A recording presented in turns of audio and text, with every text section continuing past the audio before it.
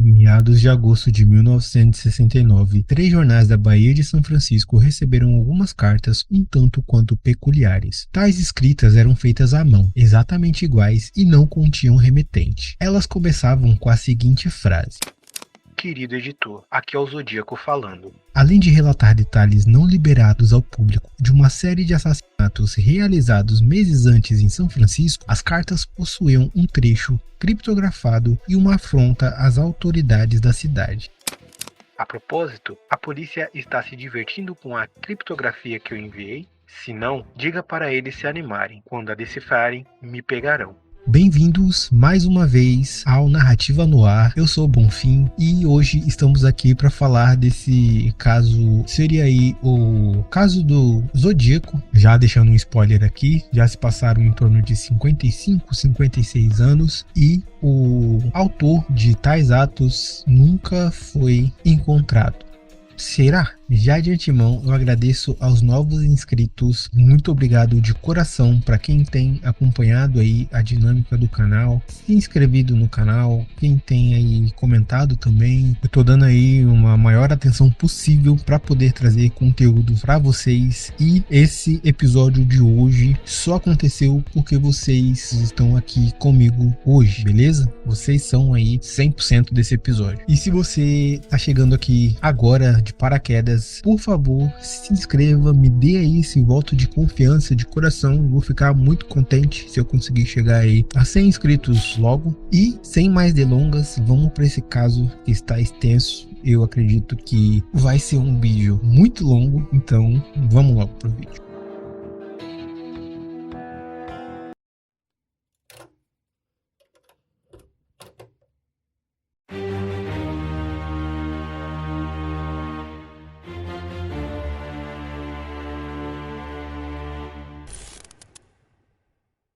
Na noite de 20 de dezembro de 1968, David Arthur Faraday, de 17 anos, vai até a casa de Betty Lou Jensen, de 16 anos, em sua perua Rambler. Eles estudavam em colégios diferentes de Vallejo, Califórnia, e haviam se conhecido há poucas semanas. O casal sairia aquela noite para um primeiro encontro em um concerto de Natal com um amigo em comum. Ao retornar com Betty Lou para casa, eles decidem antes parar o veículo em um local isolado na Lake Herman Road, onde era ali um ambiente conhecido pelos adolescentes da época como um lugar onde pudessem namorar e ter uma certa privacidade. Minutos após David estacionar sua perua, um carro parou ao lado deles. Um homem saiu do veículo e se aproximou do Rambler, sacando um .22 e disparando contra o carro de David. Ele, por sua vez, foi atingido 2 vezes na cabeça, mas não desencarnou de imediato. Já Betty Lou teve tempo de sair da perua e correr em desespero, mas apenas por quase 9 metros do veículo, pois ela fora encontrada já desencarnada com 5 acertos nas costas. Um motorista passou no local pouco tempo depois e se deparou com tal cena, socorrendo Faraday ainda consciente, porém o mesmo não conseguiu chegar ao hospital com vida. Logo de cara, os detetives que ficaram responsáveis ao investigar o caso trataram com indiferença, pois acreditavam que os assassinatos tinham a ver com o uso de ilícitos. Para eles, David poderia ter uma dívida com algum traficante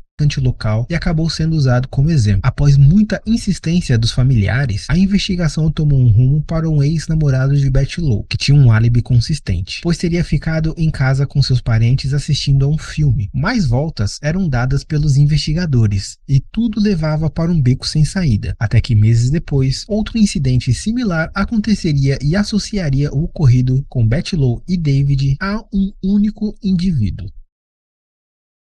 Na madrugada de 5 de julho de 1969, Darlene Elizabeth Ferrin, de 22 anos, e seu suposto amante, Michael Renault Magoo, de 19 anos, estavam conversando em um carro no estacionamento da Blue Rock Springs Park, a apenas 6 km da Lake Herman Road. Darlene trabalhava como garçonete no Terrace Restaurant. Já Michael era operário em uma empreiteira de construção civil. Tudo estava bem e eles conversavam quando um carro, possivelmente um Mustang, Camry ou um Corvair marrom estacionou logo atrás deles. Um homem se aproximou do veículo onde estavam e ligou uma lanterna na altura de seu rosto, dificultando a visão de Michael e Darlene, que estavam com os documentos em mãos, pois acreditavam que aquilo se tratava de uma abordagem policial. Sem dizer nada, o homem afligiu 5 disparos no veículo de Michael e caminhou lentamente de volta ao seu próprio carro. Magoo, por sua vez, soltou um gemido de dor. O homem desconhecido então caminha de volta até o carro sem se importar com a lanterna e usou a 9mm por mais 2 vezes. Magoo, nesse momento, pôde ver claramente o rosto de seu algoz. Tanto Darlene quanto Michael foram socorridos e levados ao Hospital Kaiser Foundation, próximo a onde estava. Porém, Darlene Elizabeth Ferry já chegara desencarnada no pronto-socorro. Michael fora atingido no rosto, pescoço e peito, porém sobreviveu ao evento aterrador. Em seu depoimento, ele descreveu aos policiais que o homem que os atacou era branco, tinha entre 1,72 e 1,75 de altura, cerca de 30 a 40 anos, rosto arredondado, ombros largos e cabelos castanhos. Logo de cara, os policiais desconfiaram do marido de Darlene, Jim Ferry, porém o mesmo estava no trabalho naquela noite como cozinheiro em um restaurante. Por volta de 45 minutos após o incidente, o departamento de polícia de Vallejo recebeu um telefonema peculiar de um homem dizendo que ele seria o responsável aos ocorridos tanto com Darlene e Michael quanto com David e Betty Lowe, meses antes. Ele descreveu informações que na época não haviam sido divulgadas nos jornais, como o calibre das ferramentas utilizadas em ambos os ocorridos, as marcas dos projéteis e até mesmo as roupas que as vítimas utilizavam no momento. A polícia se movimentou para tentar identificar tal pessoa pelas semanas que se passaram, porém não obtiveram nenhum sucesso. Até então, ninguém sabia a alcunha do Zodíaco, nenhum nome, nenhum suspeito, tão menos testemunhas além de Michael Magoo, até que em 1º de agosto de 1969 ele agiria novamente.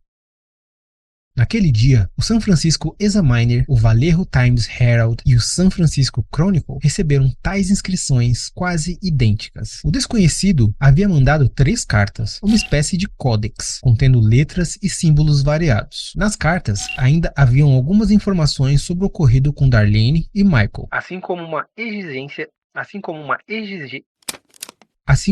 exigência direta. Os jornais deveriam publicar sua criptografia na primeira capa no dia seguinte. Caso contrário, ele vagaria por Vallejo o fim de semana inteiro, ceifando pessoas sozinhas durante a noite e seguiria em frente depois, até acabar com 1 dúzia de pessoas no fim de semana.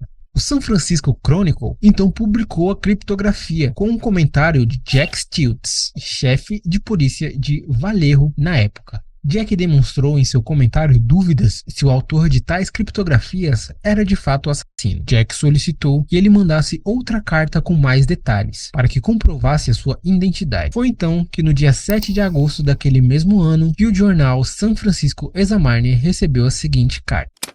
Caro editor, aqui é o Zodíaco falando. Em resposta ao seu pedido por mais detalhes sobre os bons momentos que tive em Vallejo, ficarei muito feliz em fornecer ainda mais material. A propósito, a polícia está se divertindo com o código? Se não, diga a eles para se animarem, pois quando eles decifrarem, eles me terão. Ele transcreveu na carta de 7 de agosto todo o ocorrido com David Faraday e Betty Lowe Jensen. Deu a descrição de como a cena havia ficado e o que aconteceu após Faraday tentar sair sem sucesso do veículo. A mídia na época fervilhou com tal ocorrido, publicando a segunda carta que trouxe a infâmia autoproclamada de Zodíaco. No dia seguinte, Donald Harden, professor do ensino médio, e sua esposa Betty, de Salinas, Califórnia, decifraram a criptografia e notificaram os jornais. Segundo Betty, o autor da criptografia poderia ser uma pessoa egocêntrica e narcisista. Sendo assim, a palavra eu provavelmente apareceria na criptografia de forma recorrente. A palavra matar também poderia ser algo constante em tal transcrição. Então ela e Donald procuraram na criptografia símbolos que pudessem trazer essa hipótese à tona, assim como prováveis erros de ortografia propositalmente implantadas. Ela estava certa na sua dedução. Eu gosto de matar pessoas porque é muito divertido. É mais divertido do que matar animais selvagens na floresta, porque o homem é o animal mais perigoso de todos. Matar algo me dá a experiência mais emocionante. A melhor parte é que, quando eu renascerei no paraíso e todos que matei se tornarão meus escravos. A criptografia traria por sua vez a alusão a um conto de Richard Connell, The Most Dangerous Game, publicado na Collier's Magazine em 1924. Porém, o nome do Zodíaco, como ele prometeu, não estaria em tal código. Cecilia Ann Shepard nasceu em 1º de janeiro de 1947 na Índia. Ela tinha 2 irmãs e era filha de Robert e Vilma Shepard. Em meados da década de 60, Cecilia Ann passaria a estudar música na Pacific Union College e estava no 5º ano de seus estudos quando seus caminhos se cruzaram com os do Zodíaco. Ela era descrita pelos amigos do campus como uma pessoa estudiosa, carismática e religiosa. No dia 27 de setembro de 1969, um sábado ensolarado, Cecilia fazia um piquenique com seu amigo Brian Calvin Hartnell, que na época tinha 20 anos. Brian era estudante de Direito e estudava na University of the Pacific. Os dois estavam aproveitando o final de uma tarde tranquila às margens do lago Berryessa, no condado de Napa, região rural da Califórnia. Pouco depois das 18 da tarde, o ambiente agradável e pacífico em que estavam se tornaria uma cena manchada pela perversidade humana. Um homem surgiu de trás das árvores. Ele estava vestido de preto e usava um capuz cobrindo seu rosto, similar ao capuz de um carrasco. Tal adorno continha um símbolo riscado em branco, sendo uma cruz entre um círculo, que muito provável fazia alusão a uma retícula. Seus olhos estavam cobertos por um par de óculos escuros, e o homem se aproximou com um objeto pérfuro cortante na mão e disse para Brian e Cecilia que era um fugitivo do Colorado. Eu só quero o dinheiro e o carro para fugir para o México. Ele mentiu. O encapuzado mandou que se deitassem de bruços, os amarrando de costas um para o outro logo em seguida. Depois, ele afligiu Cecilia por cerca de 10 vezes. Ela gritou por ajuda e quando Brian tentou soltar, também foi atingido 6 vezes. Após os atos repudiantes, o assassino caminhou tranquilamente para longe, não sem antes desenhar o símbolo de seu capuz na porta do carro de Brian, junto com as datas dos assassinatos anteriores. Após seu algoz ir embora, Brian, mesmo gravemente ferido, se arrastou por cerca de 200 metros até a estrada. Ele gritou por socorro insistentemente, até que 2 pescadores que estavam em um barco ouviram seu pedido de ajuda. Os homens avisaram a um guarda florestal que logo depressa contatou o departamento do xerife do condado de Napa e encaminhou tanto policiais quanto ambulâncias para o local. O casal fora levado para o Queen of the Valley, recebendo os cuidados imediatos. Brian conseguiu se recuperar, apesar da brutalidade do ataque. Cecilia, porém, lutou por sua vida até o último instante, mas partiu 2 dias após o ocorrido. A maneira ritualística em que o Zodíaco agiu deixou os investigadores um tanto quanto confusos. Ele ligaria no mesmo dia para o departamento de Napa, assumindo a autoridade do crime. Mas a questão do objeto utilizado e a maneira de como ele se vestia mostrava aos detetives uma nítida necessidade de atenção, já que os jornais da época circulavam o ocorrido com a família Mason e a atriz Sharon Tate, que ofuscava tanto seus criptogramas quanto os assassinatos que ele havia cometido anteriormente. 2 semanas depois, no dia 11 de outubro de 1969, o taxista Paul Lee Stein, de 29 anos, trabalhava fazendo corridas em torno do bairro Presidio Heights, em São Francisco. Paul nasceu em 18 de março de 1939 e era formado músico, chegando a trabalhar como professor de música antes de virar taxista. Naquele dia 11, Paul aceita uma corrida no centro de São Francisco. O passageiro pede para ele o levar até Washington Street com a Cherry Street, na área nobre de Presidio Heights. Ao chegar no local, o passageiro sacou uma 9mm e acertou Paul atrás da cabeça, que desviveu de imediato. O assassino então rouba sua carteira, seu molho de chaves e corta um pedaço de sua camisa manchada em vermelho, indo embora a pé tranquilamente em direção ao Presidios Park. 3 adolescentes viram todo o ocorrido na residência logo à frente, ligando para a polícia de imediato. Porém, o operador do 911 informou para a polícia designada que o suspeito era negro e não um homem caucasiano, levando os policiais Donald Folk e Eric Zelms a cruzar os seus caminhos com o assassino enquanto faziam as buscas, poucas quadras do local, porém o deixaram passar pois não batiam com a descrição dada pelo operador. No dia 9 de novembro de 1969, o assassino do Zodíaco encaminha então mais uma de suas cartas para o San Francisco Chronicle. 2 policiais passaram por mim poucos minutos depois que eu matei Paul Stine e andava pela calçada rumo ao parque. Um deles até olhou nos meus olhos, mas eles não tinham ideia de quem eu era ou o que eu tinha feito. Isso foi um erro enorme. Eu tenho me divertido muito com o departamento de polícia de São Francisco. Para que as pessoas do jornal tivessem certeza de que ele era de fato o autor do o Zodíaco enviaria junto a essa carta parte da roupa que ele havia cortado de Poe. Essa seria a sua última vítima confirmada, embora existam especulações de que 37 casos não solucionados pudessem ter relações com o Zodíaco.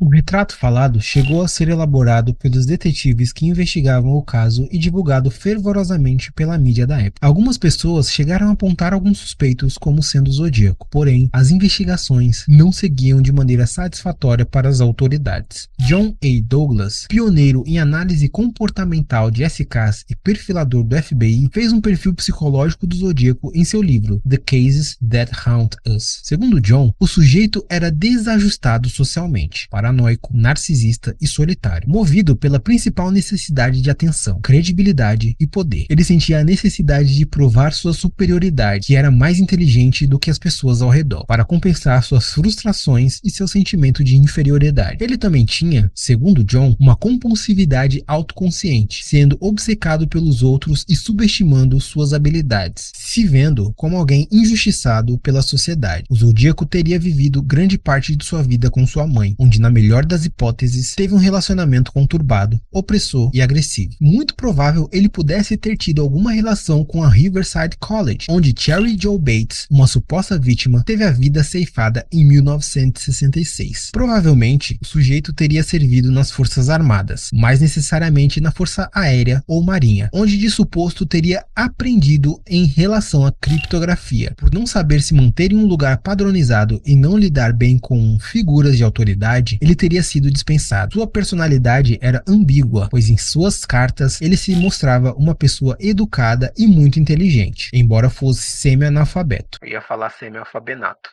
Em seus atos, se mostrava uma pessoa organizada, porém, não se importava em se certificar se as vítimas haviam sido de fato ceifadas, além de deixar testemunhas por onde passava, incluindo 2 policiais. Para Douglas, era evidente que o Zodíaco tinha uma predisposição para oscilação de humor, sendo ora provocativo com os policiais e ora demonstrando à mídia seus medos e complexo de inferioridade. 2 semanas após a carta enviada em 9 de novembro, um homem alegando ser o Zodíaco ligaria para o departamento de polícia de São Francisco, querendo falar com um dos 2 advogados mais famosos dos Estados Unidos da época, sendo F. Lee Bale ou Melvin Belli. Ele mandou que um dos 2 comparecesse ao programa de TV AM São Francisco, que era apresentado por Jim Dunbar. Melvin acatou com a exigência, indo até o programa e recebendo cerca de 54 ligações do sujeito. A pessoa que ligou falava algumas palavras, desligava e ligava de novo. Depois de várias tentativas, Melvin conseguiu estabelecer uma conversa com o possível Zodíaco e dizia estar com medo de perder o controle, demonstrando uma certa fragilidade emocional ou uma manipulação deslavada. Afinal das contas, o sujeito disse que se entregaria para as autoridades, dizendo que estaria em um local da Dale City para se render, porém nunca apareceu de fato. Pouco tempo depois, o verdadeiro Zodíaco entraria em contato novamente com a polícia de São Francisco, dizendo ser o verdadeiro e se sentindo incomodado em relação às ligações que Melvin Belli recebeu no talk show. Ele informaria que não teria ligado para Melvin e sim teria sido um copycat. O sujeito enviou uma carta para o departamento de polícia contendo uma criptografia denominada Z340 e mais um pedaço da camisa manchada de Poe para autenticar a sua identidade. Tempos depois, outras 2 cartas, sendo uma delas Z13, foram encaminhadas. Z13 era curta, ela tinha 13 símbolos do criptograma do Zodíaco depois dos dizeres "meu nome é". A última carta enviada pelo Zodíaco foi em maio de 1978. Ela continha um mapa da área da Baía de São Francisco e instruções para localizar uma bomba em algum lugar perto de Monte Diablo. Porém, seu criptograma nunca foi decifrado de forma concreta e tal artefato nunca acionado, levando a crer que a ameaça era falsa. Embora as investigações nunca trouxessem uma conclusão de quem havia sido o Zodíaco, os detetives conseguiram chegar a alguns possíveis suspeitos. Richard Gagowski nasceu em Watertown, Dakota do Sul, em 14 de março de 1936. Ele serviu ao exército na década de 50, sendo treinado como médico e tendo como treinamento rasgar as roupas de seus pacientes para utilizar as tiras como bandagens improvisadas. Gagowski se mudou para São Francisco em 1963. Em meados de 64, ele morou na Escobar Street e trabalhava em Martinez, Califórnia, cerca de 45 minutos de São São Francisco, sendo muito próximo de onde os possíveis assassinatos relacionados ao Zodíaco começaram em meados de 66. Ele foi preso em 65 por não assinar uma multa de trânsito e se envolveu posteriormente com um jornal com ideologias extremas de contracultura e contra a polícia. Em 69, Nancy Slover, uma despachante do 911 que teria falado com o Zodíaco ao telefone, identificou a voz de Richard sendo como a do Zodíaco. Porém, como a coleta de suas impressões digitais haviam sido destruídas devido a um incêndio, as investigações não levaram a nada. Nascido em 13 de março de 1926 em Slayton, no Texas, Richard Red Marshall tinha como nome de batismo Joy Don Dickey. Porém, ao longo de sua vida, alternava sua identidade entre um nome e outro por razões desconhecidas. Aos 18 anos de idade, ele ingressou na Marinha, onde serviu por bastante tempo. Richard parecia ser alguém que fugia de algo, mudando sua data de nascimento constantemente e não conseguindo ficar em um lugar só. Ele chegou a morar em Roswell, Seattle, Riverside na década de 60, onde os ataques do Zodíaco começaram oficialmente, e se estabeleceu na Baía de São Francisco depois. Marshall se tornaria suspeito de ser o Zodíaco em 76, quando fez um comentário um tanto quanto peculiar relacionado ao Zodíaco em uma transmissão de seu rádio amador. Ele, porém, negaria em uma entrevista a Ken Narlow ser o assassino. Lawrence Klein nasceu em 29 de abril de 1924 no Brooklyn, Nova York, e tinha uma longa ficha criminal que começara na década de 40. Lawrence seria identificado por Pam Huckabee, irmã de Darlene Ferry, como perseguidor de sua irmã meses anteriores ao seu assassinato. Além disso, Kathleen Jones, uma possível sobrevivente do Zodíaco, identificou Lawrence como seu sequestrador. No pico das atividades do Zodíaco, em 69, Lawrence tinha 45 anos, 1,75 m e pesava aproximadamente 73 kg, sendo descrito como um homem robusto e de ombros largos. Porém, Klein havia sido preso em Redwood City em 1968, mais necessariamente em agosto, o que impossibilitaria ter sido ele responsável pelo ataque a David e Betty Lowe, que aconteceu em dezembro daquele ano. É de senso comum, tanto na mídia até os dias de hoje, quanto para os investigadores, que o suspeito mais plausível seria Arthur Lee Allen. Arthur nasceu em Honolulu, no Havaí, em 18 de dezembro de 1933. Ele foi criado em Vallejo, Califórnia, se formando na Vallejo High School em 1950 em artes liberais. Em 1957, ele se alistou na Marinha dos Estados Unidos, embora tenha sido dispensado em dezembro de 1958. Anteriormente, em julho, ele teria sido preso em Vallejo por perturbação da paz quando brigou com Ralph Spinelli, um conhecido. Nos anos 60, Arthur se formou na Cal Poly State College como educador do ensino fundamental, lecionando em 63 na escola primária de Travis, base aérea militar. Porém, foi demitido por porte de funcional carregada em seu carro dentro das propriedades do colégio. Entre 1966 e 1968, Arthur lecionou na escola primária de Valley Springs, Califórnia, porém fora demitido após atos indevidos com uma aluna. Suas conexões com o Zodíaco começam em outubro de 66, quando Terry Joe Bates teve a vida ceifada em Riverside, na Riverside City College. 2 cartas anônimas, datilografadas, foram enviadas para a polícia local e jornais da região em novembro daquele ano. Arthur estaria em Riverside no fim daquela semana em que Bates teve a vida ceifada. No final de abril de 67, 3 cartas anônimas foram enviadas para a polícia de Riverside e as informações nelas remetiam ao ocorrido com Terry Joe. As cartas, escritas à mão, tinham uma assinatura peculiar, que se assimilava a um Z ou a numeração 32. Arthur tinha 32 anos em 1966 e sua residência era na rua Fresno 32, em Vallejo, onde sempre morou. A segunda criptografia feita pelo Zodíaco na década de 70 continha exatamente 32 símbolos. Arthur teria ganhado de sua mãe como presente de Natal em 67 um relógio da marca Zodiac. O logotipo do relógio seria muito similar ao símbolo que o assassino do Zodíaco utilizou em suas assinaturas posteriores, sendo um círculo com uma cruz ou um sinal de mais no centro. Em meados de janeiro de 1969, Arthur teria tido uma conversa com seu amigo Don Cheney, dizendo que teria escrito um romance. Em tal conto, seu personagem seria um homem que gostava de matar casais aleatórios. Ele provocaria a polícia com cartas que detalhavam os crimes, e o homem misterioso teria um relógio com um símbolo de um círculo cruzado cruzado, assinando as cartas com tal símbolo, se auto-intitulando Zodíaco. Ele mudaria sua aparência usando maquiagem e zombaria da polícia, dizendo em suas cartas que se pareceria com a forma descrita pelas vítimas somente na hora dos assassinatos.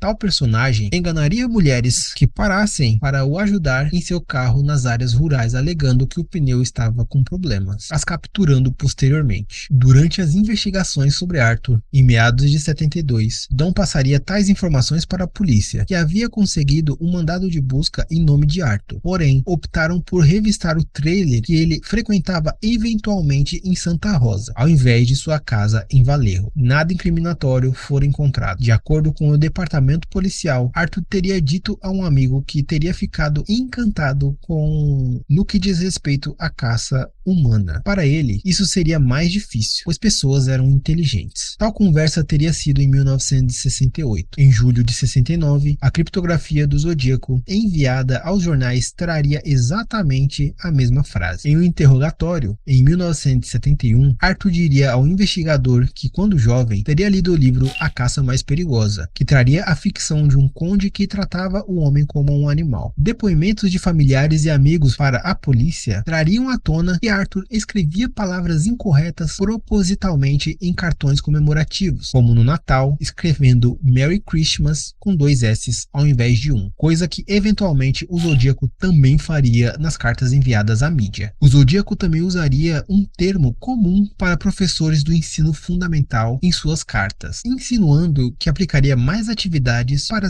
os pequenos, para que eles pudessem ter estímulos satisfatórios em suas mentes e que ficassem sempre felizes. Allen teria sido demitido em março de 1968 por atos repudiantes contra uma pequena. Ele voltaria deprimido e tendo excessos de bebida fermentada para a casa de seus pais, em Vallejo, no qual não tinha um bom convívio. Seu pai era um ex-militar, opressor e rígido, já sua mãe rigorosa e de temperamento explosivo. Ele aceitaria um trabalho como frentista de posto de gasolina e passaria a maior parte do tempo em estradas desertas consumindo bebidas e tabaco. Arthur era descrito como um homem de temperamento explosivo e tinha o hábito de ficar estacionado na Lake Herman Road, apenas 7 minutos de onde morava e onde David e Betty Lowe foram assassinados no dia 20 de dezembro. Após o ataque de julho de 1969, Michael Magoo daria a descrição do carro de seu agressor aos policiais, sendo possivelmente um Mustang ou um Corvair marrom. Arthur, na época, tinha um amigo chamado Philip que tentava vender um Corvair marrom. De acordo com os policiais, o Corvair de Philip estava estacionado próximo a um posto de gasolina de Vallejo, local onde Arthur havia trabalhado. Philip deixaria Allen utilizar o carro em determinado momento, já que não tinha conseguido vender o veículo. Além dessa semelhança entre o carro que Allen utilizava na época e o ataque de julho de 69, Arthur teria frequentado o restaurante onde Darlene teria trabalhado, a poucos metros da casa de seus pais. Ele havia dito ao amigo John Chaney que gostava de uma garçonete que o atendia naquele restaurante e, de acordo com os relatórios dos investigadores, um homem não identificado chamado Lee era comumente visto no restaurante socializando com Darlene. Em meados de 1992, Arthur teria sido identificado no departamento de polícia de Victoria por Michael Magoo como sendo o homem que atirou nele e em Darlene. Sobre as investigações pelo ataque no Lago Berryessa, Arthur teria sido interrogado pela polícia de Victoria. Quando questionado onde estaria no final da tarde de 27 de setembro de 1969, ele teria dito que estaria com um casal de amigos do outro lado de São Francisco, porém não entregou o nome, endereço nem telefone de tais pessoas. Posteriormente, ele teria dito que um vizinho idoso chamado White o teria visto naquela tarde e que os dois conversaram por um tempo até que Arthur foi para casa. Porém, tal vizinho teria partido dessa para melhor poucas semanas depois do ocorrido com Cecilia Ann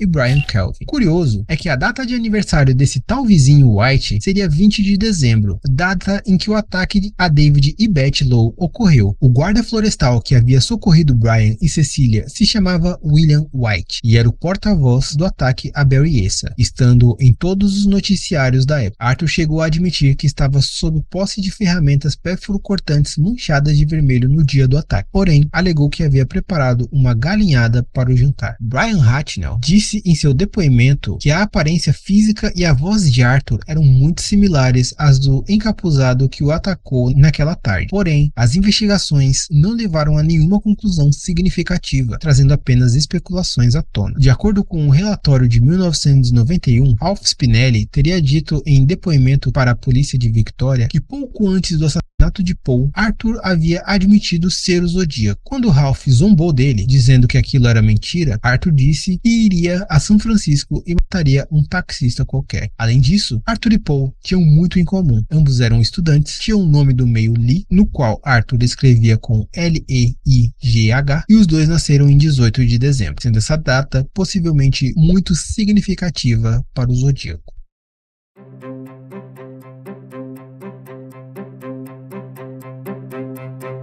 Alan teria sua casa revistada sob um mandato em 1992. Uma espécie de manual de construção de uma bomba havia sido encontrado, tendo elementos idênticos a uma bomba descrita na última carta enviada pelo Zodíaco em 1971, assim como uma máquina de datilografia e uma fita de VHS misteriosa, cujo conteúdo nunca foi exposto à mídia. Porém, antes de qualquer conclusão, no dia 26 de agosto de 1992, Arthur parte dessa por causas naturais aos 58 anos.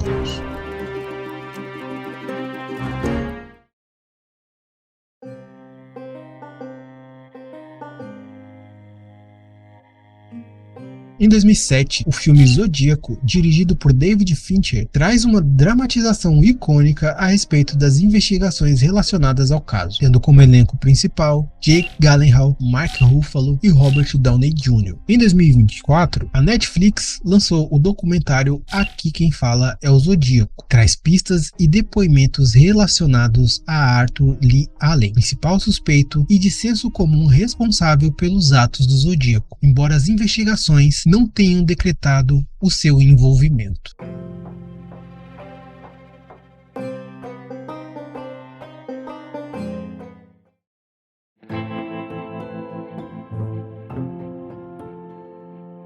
E esse aqui seria um breve resumo, diga-se de passagem, um longo breve resumo a respeito desse caso do Zodíaco. Eu não tenho muito o que dizer a respeito, mas acredito que possivelmente, muito provável, Arthur Lee seria de fato o responsável pelos atos cometidos pelo Zodíaco, né? Querendo ou não, é muita coincidência todos os passos que ele fez desde 1966 ter alguma relação aos casos de alguma forma. E em questão também do que foi encontrado na batida policial que ele recebeu na residência, né? No porão da sua casa. Tendo ali os criptogramas, tendo ferramentas que também posteriormente haviam sido descritas pelo Zodíaco nas cartas, né? Como ferramentas compradas por televendas, no caso, né, pelo telefone. Acho pouquíssimo provável que sejam aí pessoas diferentes em questão. E do mais é isso, eu agradeço de coração, humildemente, se você chegou até aqui, por gentileza, deixa um gostei aí, usa aqui a área dos comentários para poder transparecer aí a sua opinião, o que você acha desse caso. Caso você tenha algum